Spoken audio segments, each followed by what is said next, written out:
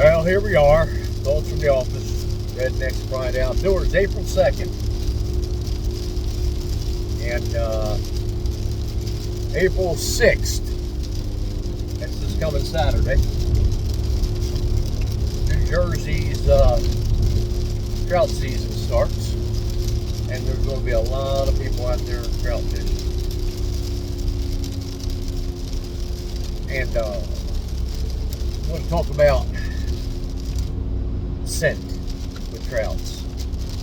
Now, I'm going to obviously be talking, I'm going to talk about Rednecks Pride Outdoors scent here because that's what I produce. But I'm sure it will work for just about any scent out there. And I was watching a couple of videos the other night. One guy was on there, and he's just the typical fisherman, you know, that stuff don't work. Never tried it. Never gives it a good chance. It don't work. You know, that's one of the biggest problems with outdoorsmen is we get a personal, I want me, personal belief, personal whatever, and we don't give nothing a try. We don't give nothing a chance. We just, don't work. You know, and I find that the outdoorsmen, no matter if fisher, trapper, hunter, the ones who have an open mind and are willing to try things,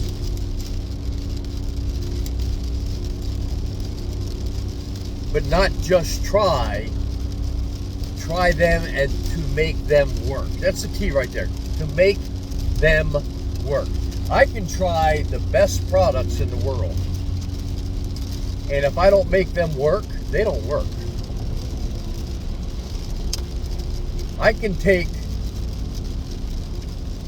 what you name it, you name the product, and I can try it and it won't work.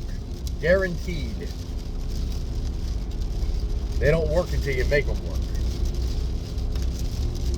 So what I want to talk about real quick here is our Rednecks Pride Outdoors trout scent.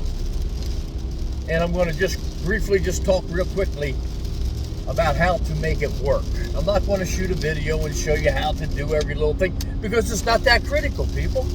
It's not that stinking critical. I was talking to a guy the other day about using it, and he goes, well, how much? And he's writing it down. And I said, a half a teaspoon, dude. It's a little bit short, a little bit heavy. All right? In today's world, we've become so critical on things. We're critical on the wrong things, all right? Okay, but anyway, let's get into it. Contrary to your personal beliefs, agendas, pride, whatever, okay? I don't care if you're a fly fisherman. I don't care if you're a spinner. I don't care if you live bait, dead bait, cut bait. I don't care. All right?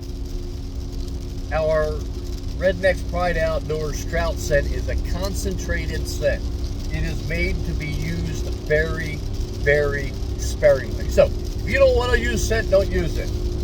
But if you want to try scent and try to make it work, then by all means, boom, do it. Now, before we get into that, let me explain to you, there's a few things that makes fish bite a lure or bait. Sight, sound, movement,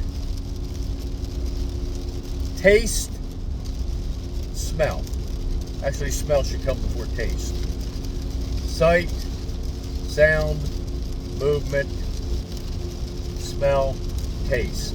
Now I hear a lot of people say they don't taste. No, they don't have a tongue that I know of that tastes like we do. But they taste. They can tell you a taste factor. All right, they can. And we've seen it. It's been proven. Research. Again, you can be a doubting Thomas. And say, they don't. Yeah, they do. They do. Now, the thing that we don't understand we understand it, but we can't comprehend it, is that fish can sense, either taste or smell, in parts per million. Parts per million. So what I find is most folks tend to use scent too heavy. All right, they tend to use scent too heavy. So when you're using scent, you want to use it sparingly. Now, there's a big uproar right now about oil versus water soluble, and the big thing now is, oil and water doesn't mix, so therefore the fish can't taste it. Well, I want to make you. I want to bring some back sound. The bunker. Everybody here in New Jersey knows about the bunker. And what's the number one thing said about a bunker? It is an oily fish. Okay. Matter of fact, I've heard commercial bunker fishermen say there's an oil slick on top, can be seen on top of the water. I've never been out there to see that. I get seasick as all get out, so I've never seen it. I can just go by what some people have said, that there can be an oil slick over top of a large school bunker. Okay. My point is this: when a oily fish is being chased by another fish, the oil that's coming off of that fish, the fish chasing can smell it or taste it. All right, it's that simple. Now, is it going to stay there? No, it's going to float straight to the top. But but what, within reason, they can smell it a little bit. Okay, at least taste it just a little bit. So the water soluble versus oil. You're going to believe what you're going to believe, but you take a piece of bunker and you sink it to the bottom of the water that's sitting on the bottom. Those fish smell that and get to it. To what extent, I don't know. I'm not going to get into that argument about this part, but to what extent your fish will taste and smell oils. Okay. We get on when I say the word oil, the first thing everybody gets up in arms about is, hazardous to the water column. Just to set everybody's at minds at ease here, our oils, the oil that we're using in our scent that you see coming up, that's fish oil, people. It's true blue fish oil. We get the purest, cleanest fish oil to use. High dollar stuff, man. I'm talking about we use the best grade oil we can get, and that is expensive. All right. So we put all our scent ingredients into that oil base there, and so it's real oil. It's real fish oil. All right, that's one of the reasons why our scent works so well. Okay, so going back to my original thought: sight, sound, movement, smell, taste. You as a fisherman, you're producing, you're making the sight, sound, and movement. Okay? You are. If you're using a lure, you're tossing it. The fish sees the lure moving. We're sitting there under a bobber going up and down. Okay? There's movement with a bobber. The more chop you got, the more wave, the more surface area you have, the more that bobber goes up and down, the more the bobber goes up and down, the more that bait goes up and down. All right.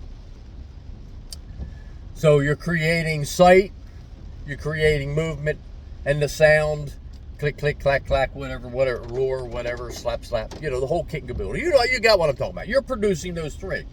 But when you're using a hard lure or you're using a rubber lure, a lot of them are infused anymore. But when you're using a rubber lure,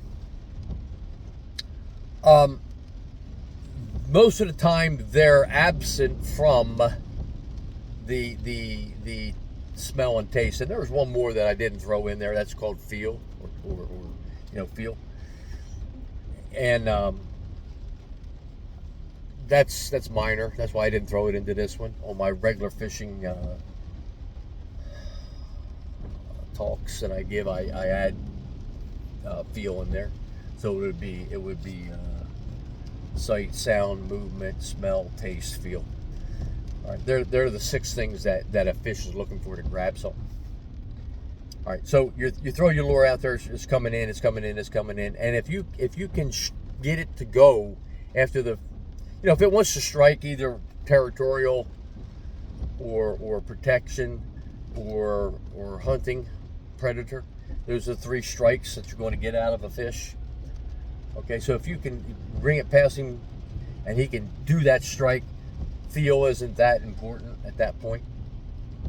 But if you got him just sitting there floating, a lot of times feel is really important, especially if you're on the bottom with a rubber worm and he picks it up and doesn't like it. You didn't even know it because he picked it up, especially with a Texas rig or something like that. He picked it up and he didn't feel it. He just sucked it and touched it and put it back in. All right, so when you're running that lure past him, the first thing you're doing is the oil, the scent is coming off of that lure or that whatever you're using, and that fish goes out to grab it for whatever reason, territorial, protection, food, predator.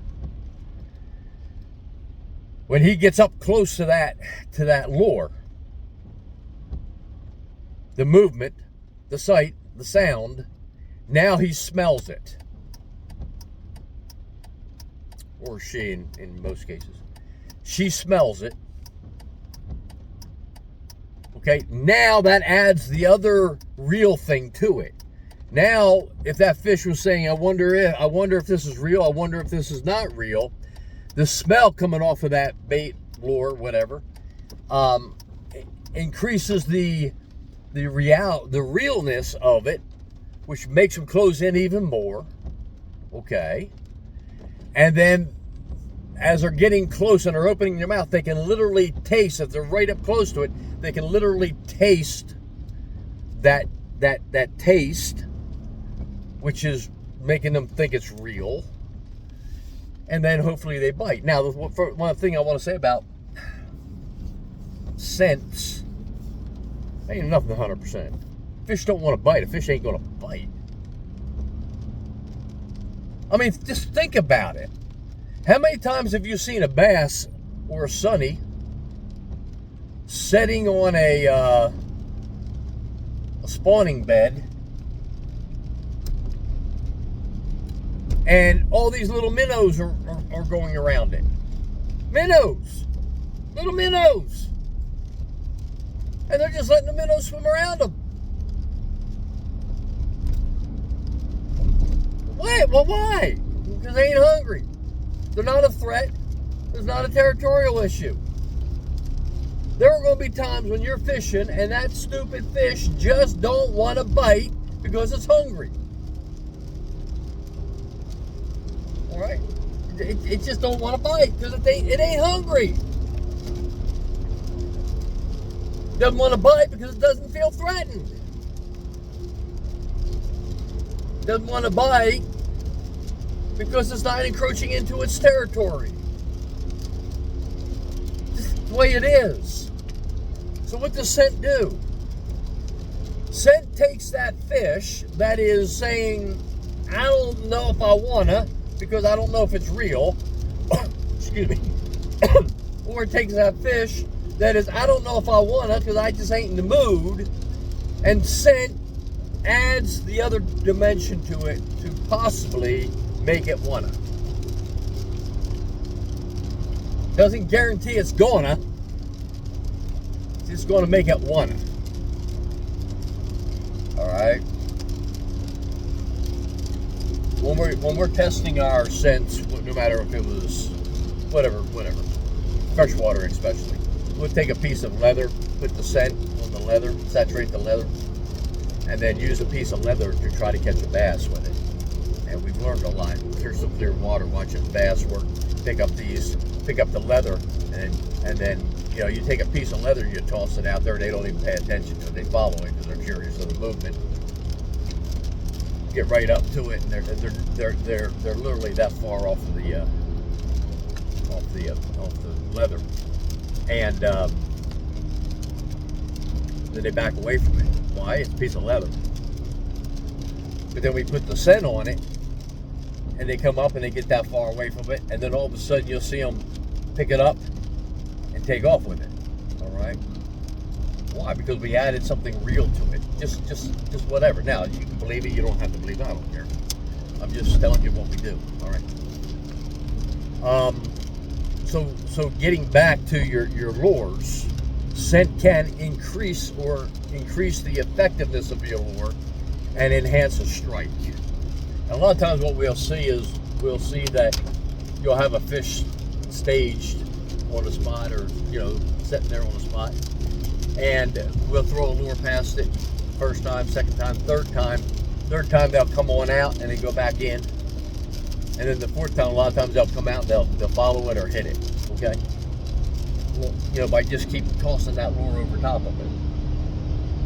And there's times we do that and they ain't gonna pay attention. So the point I'm making is, just because you have scent on it doesn't mean you're going to get 100%. That's what the problem is. We as outdoors, we want 100%. 100% ain't never. The only thing 100% is salvation. It's the only thing. Okay? Not even atom bombs and hand grenades. The only thing 100% is salvation. Anyway.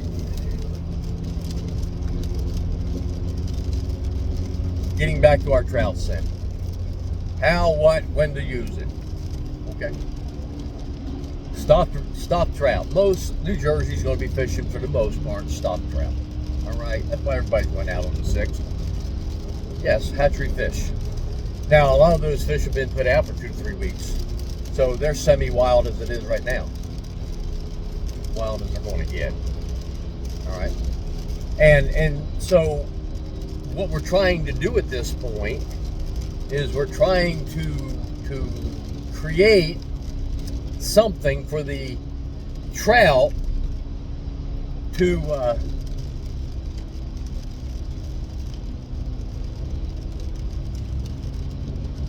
strike.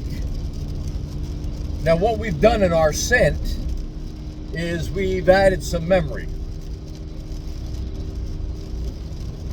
And people will say, what are you talking about? Well, the whole time that fish was growing up in that hatchery, it was being fed. And even though it's been out in the wild for 1 or 2 weeks, it's still going to remember what it was fed for the last X amount of whatever amount of time it was in the hatchery. And we just may have some of that in our scent. We may just have some of that old fish food infused into our scent. Okay, number 1. So by that, our scent could strike a little bit of a memory to that old fish. I've already told you it's got real fish oil in it. It's got real fish food in it. Okay, and it's got other ingredients that are now showing that trout, there's things out there it's learned in 1 or 2 weeks of being on its own, tasting and smelling. We have some of those things in there also. So we have a scent that is totally memory and introduced. Is that making sense to you? All right, how to fish the scent. Well, how to fish the scent is simple like this. If you've got a spinnerbait or you've got a lure that you're using, we tell everybody, get yourself a little piece of sponge. You heard me talk about it on another one, but a little piece of sponge about the size of a pea. Okay, and run that through your hook. Run it up onto your line in front of your hook, your lure or whatever. And then you put one drop on that sponge. And that sponge, if you set the 1 or 2 drops, 4 drops at the most on that sponge will have enough oil in it to retard the water enough to where it should last you 15, 20 minutes, 30 minutes maybe. Okay?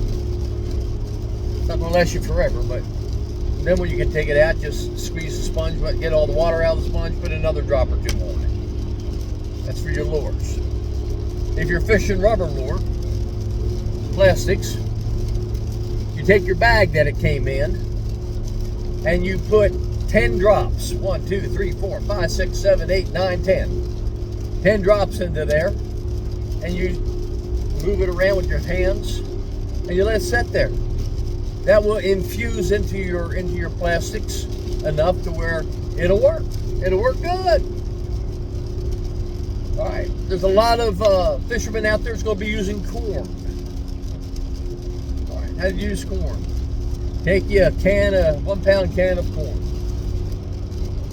Open it up and drain all the water out of it. I usually just drain it out. Now, you know, how much you drain is up to you. I usually just drain it out and then throw it into a container. There's still a little bit of water in there, but if you want to drain it for 20, 30 minutes to make sure all the water's out, the more water out, the better. Okay, so you got that 1 pound of corn. You drain the water out. Put it in another container. And that 1 pound of corn, put as much salt as you want. You can't put too much. 1 pound, and if you can get a half a cup of salt in there, get a half a cup of salt in there. And a half a teaspoon of our trout scent. Half a teaspoon. Take it in there, mix it all up, shake it all up, do whatever, you know, stir it all up. Now, you can either put it in your refrigerator a few days ahead of time if you're making up ahead of time, or if you're going to go straight out, just go ahead and drain it straight out. If you make it a few days ahead of time and put it in your refrigerator, that's good. Now, what's going to happen is this: that salt is going to start to cure that corn. And how it's curing that corn is it's pulling what moisture is left in the corn is pulling that out of the corn. At the same time, that corn is going to be sucking in the scent that we put in there. Now, don't use too much. Half a teaspoon to 1 pound, 1 full teaspoon to 2 pounds can is fine, okay? But I usually make it in 1 pound. 1 pound will do you a long time. And the longer you let it set, the more solid that corn is going to be. Okay, the longer it's going to last, so you can put it on your hook. Marshmallows, guys use marshmallows. Put your marshmallows on there, and just a touch on your marshmallow. Okay, just a touch of the scent. If you have worms, you can use the sponge idea. That small little sponge. That small little sponge will be just enough to float it off the bottom just a little bit. It's also the scent holder. Okay, or you can put the drop of oil right on the worm. Down the thing with worms and mealworms is they tend to suck in oils and stuff. In other words, if you took vegetable oil and put it on a worm, you're going to kill it. Same thing with your mealworms. If you take vegetable oil and put it on your mealworm, you're going to kill it. You're going to kill it pretty quick. The oil kills worms. You eat vegetable oil, canola oil, peanut oil, it don't matter. But so you're going to kill it. So if you put a drop of oil on your worm, it will kill it. in short time, but you'll still have your scent there. Now, what I will do is I will take a little bit. I'll take the scent, very little, 4 or 5 drops, 6 drops, in a container of worms. Take the worms out, put the oil into the soil, and then put the worms back in, and they will take on that odor. You don't need a whole bunch. Remember, I told you, parts per million. All right. Now here's another thing. It doesn't work real well with worms because they break down fast, but with your mealworms, your wax worms, and stuff like that, if they die, okay, if they die, what you'll do, and you can do this with your worms too if you're going to bag your worms. If you're going to bag your worms, this works great. You take your earthworms, okay, and you put them in salt. Going to kill them. Going to kill them. All right. You put them in salt. Put them in your refrigerator. Then take them out in a day or two, a little less. All right, and then put a little bit of oil, a little bit of your fish scent in there, and then freeze them. And when you freeze them at that point, that keeps them more solid. So when you're using them, they haven't broke down yet. Your mealworms and your waxworms, you can get away with a little bit more. You can do the same thing with them. Put them in salt, dehydrate them like that, and then you put a little bit of scent in there, mix it in with them, just a little bit, not a whole bunch, and use them like that. Okay. Those worms and mealworms and all that, that's best if you're not using them. It's best to keep them frozen so they can keep their body. All right. I give you a little secret, another little secret. Grass shrimp and trout. Now, grass shrimp's expensive, but grass shrimp, put a little bit of scent on them. Keep them frozen too if you can. Take them out, hook your trout, hook up with them, toss it out there with a bobber. You may be amazed at what you see with that. Okay. If you're bagging, put your worms in a bag, small little bag, little holder.